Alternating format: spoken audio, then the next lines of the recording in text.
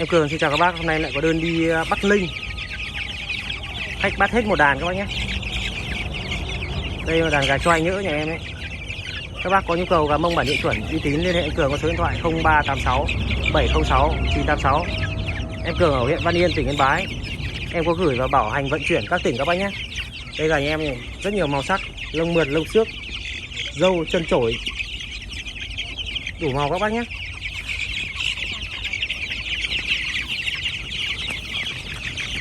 Các bác có nhu cầu ủng hộ em ạ.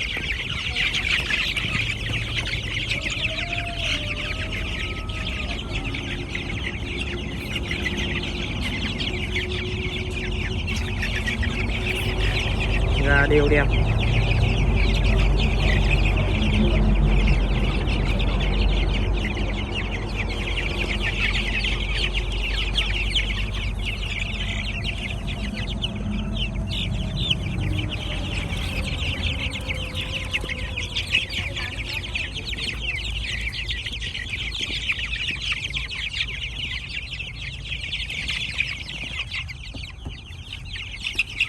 Ok các bác nhé, em chào các bác.